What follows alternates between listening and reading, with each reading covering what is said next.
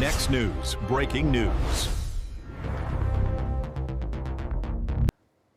Folks, the walls are finally closing in on Ilhan Omar.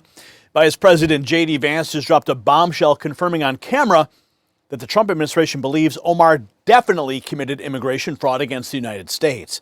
But here's where it gets explosive. Vance says he's been in direct talks with Stephen Miller about what legal remedies they can pursue against a sitting member of Congress.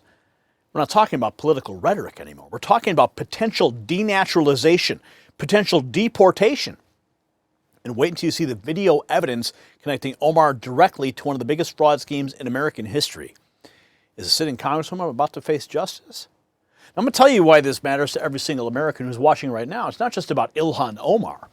It's about whether the laws of this country apply equally to everyone or whether the political elite can commit fraud, pocket millions, and face zero consequences while they lecture you about democracy. I mean, think about it. If Ilhan Omar allegedly lied on her immigration paperwork, if she allegedly married her own brother to game the system, if she was connected to a fraud scheme that stole hundreds of millions of dollars meant to feed hungry children and nothing happens, what message does it send? It tells every illegal immigrant, every fraudster, every criminal that if you gain enough political power, that you're untouchable. You see, your tax dollars were stolen. Children who needed meals got nothing, while politically connected grifters got rich. And the woman at the center of it all, she's been sitting in Congress voting on your future. And she's calling America authoritarian. The hypocrisy is staggering, but now, finally, the Trump administration is saying enough is enough. And speaking of political upheaval and uncertainty, times like these remind us why it's crucial to be prepared for whatever disruptions might come our way. Look, when you see the kind of political chaos we're witnessing right now, it drives home how quickly things can change, and that's why I trust our friends at My Patriot Supply. They're America's #1 preparedness company with over 3 million satisfied customers who understand that being ready is not paranoia. It's just smart. And right now at preparewithgary.com, you can get their best-selling 4-week emergency food supply plus an additional week of food absolutely free. We're talking real meals with real ingredients, no artificial flavors or colors, at least 2,000 calories a day, and a shelf life that's measured in decades. In times of political uncertainty, having your basics covered gives you peace of mind. Get your free week of emergency food today at preparewithgary.com. Now back to this developing story about the Trump administration's case against Ilhan Omar. And this is what the mainstream media won't tell you. This isn't just about immigration paperwork. There's now video evidence placing Ilhan Omar at the very restaurant that was central to one of the biggest fraud schemes in Minnesota history. A Democrat activist who worked on her campaigns as an enforcer in the Somali community just admitted in court to running a fake food site claiming to serve 5,000 meals a day to children while pocketing millions. And Omar? She was actually there celebrating. I'm going to show you exactly what's circulating right now. Take a look at this. JD Vance says the White House plans to go after Ilhan Omar for alleged immigration fraud. According to the Daily Caller, JD Vance revealing the White House intent to scrutinize Ilhan Omar for alleged immigration fraud. Now we're going to dive deeper into the web of connections involving Omar, from serving meals at a notorious restaurant to a campaign official admitting to major fraud. Listen carefully. It doesn't get more damning than this. Video shows Ilhan Omar serving meals at one of the restaurants caught in the Minnesota fraud scheme. Ilhan Omar campaign official ran an NGO caught in that fraud, and he later admitted to stealing millions. Listen to this very carefully.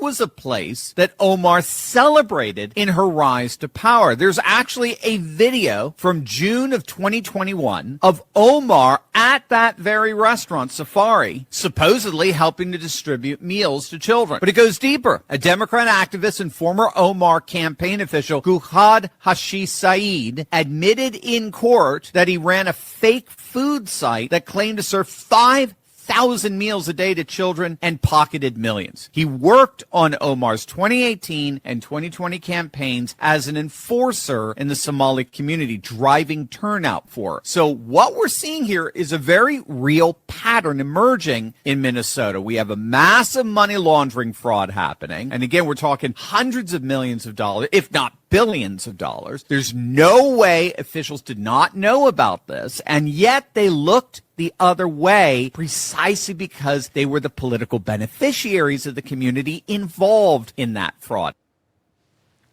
How much money did Ilhan Omar actually get?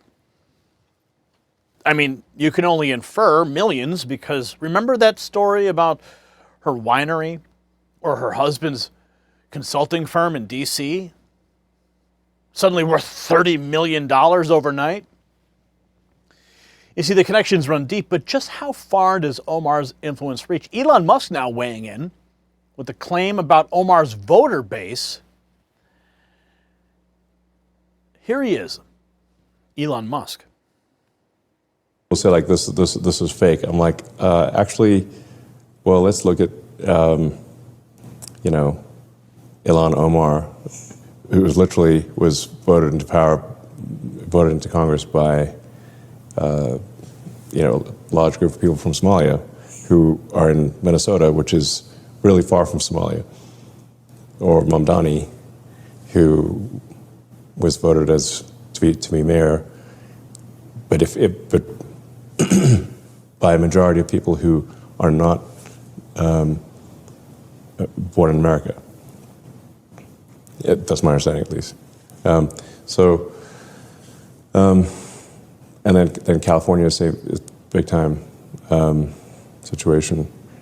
So I don't know. We just don't want to turn into a communist hellhole, basically. And that's exactly where we're headed if we don't get these people out of this country. Musk's comments sure to raise eyebrows, but Omar herself, no stranger to controversy. We now turn to her recent speech where she critiques America at a rally, sparking even more debate. RNC Research writes, just now at the No Kings protests in Minnesota, Ilhan Omar slanders the United States, suggesting it isn't a beacon of hope, but instead authoritarianism. I came to this country as a refugee. To me, America was a beacon of hope, a place where freedom wasn't just a word, but it was a promise. I arrived here when I was 12 years old. I could have never imagined the day would come when we were staring down at this kind of creeping authoritarianism in the United States of America. Creeping authoritarianism. Meanwhile, she's caught in the middle of the biggest scandal in Minnesota history. Omar's remarks at the protests in the spotlight, but it's only the tip of the iceberg. JD Vance has serious allegations of immigration fraud against Omar, seeking answers and justice. Says he spoke with Stephen Miller. Says Minnesota Rep. Ilhan Omar committed immigration fraud. Listen carefully now. Ilhan Omar and Tim Walz. And obviously, Ilhan Omar, the president and the White House have been out saying that she married her brother, that there is immigration fraud going on here. These are deportable denaturalization offenses. Can you give us an update on that? Yeah, so we actually think that Ilhan Omar definitely committed immigration fraud against the United States of America. And I talked to Stephen Miller about this actually recently. We're trying to look at what the remedies are. That's the thing that we're trying to figure out, is what are the legal remedies now that we know that she's committed immigration fraud? How do you go after her? How do you investigate her? How do you actually do the thing? How do you build the case necessary to get some justice for the American people? There's a related issue, Benny, which is she has been at the center of a lot of the worst fraudsters in the Somalian community. So do I know that Ilhan Omar was aware that the Quality Leering Center was defrauding the American people? I'm not certain of it, but we at least need to investigate it, because if people can commit wrongdoing without even the fear that they're going to be found out, that's a fundamental problem. So I'm worried about the immigration fraud. I'm also worried about, what did Ilhan Omar know about what was happening in the Somali community, and why was nobody looking into it until, frankly, Donald Trump came along? Or when Nick Shirley showed up to the Quality Leering Center with a camera. See, here's what this really means. The Trump administration isn't just talking anymore. They're building a case. You just heard him. JD Vance said it clearly. They're working with Stephen Miller to determine the legal remedies. That means investigators are looking at denaturalization. They're looking at deportation. They're asking the question that needed to be asked years ago. How do you hold a sitting member of Congress accountable when the evidence of fraud is this overwhelming? And the beautiful irony? While Omar stands at protests screaming about authoritarianism in America, she's potentially facing consequences for allegedly defrauding the very country that gave her refuge. That's not authoritarianism. That's accountability. That's the rule of law. That's America First justice finally coming to Washington. Now, look, I've been covering government fraud and political corruption in the deep state for decades, but this feels a little bit different. This feels like the moment when talk actually turns into action. A sitting congresswoman who allegedly committed immigration fraud, who was connected to a massive theft of taxpayer dollars, who spits on the country that welcomed her, she might finally face real consequences. And the Trump administration's making it clear, no one's above the law, not anymore. So here's my question for you. Should Ilhan Omar face the full weight of American justice if these allegations are proven true? Yes or no? Drop your answer in the comments right now.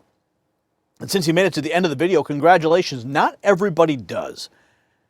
But that means you care. That means you thirst for the truth. And this is what I want you to do right now. If you haven't done so, text raw feed to 844-840-4963. This is how we bypass the algorithm. This is how we get you the notifications that you ask for. Yes, don't wait for YouTube to send you a notification. I'll send it directly to you, right to your phone. I'm not going to spam you. I'm going to send you a text message. You'll get the links that you need to make the informed decisions for you and your family. And if this story made you as fired up as it made me, smash that subscribe button and share this video everywhere because they want to bury the story. Don't let them. And if you haven't done so yet, check out the Next News merch shelf below this video. Find something you like and support our work. I'm Gary Franchi. Stay informed and stay free. The system controls information. Information control is power. They don't want you to see this. The truth only survives together. They don't want this shared. Share this now.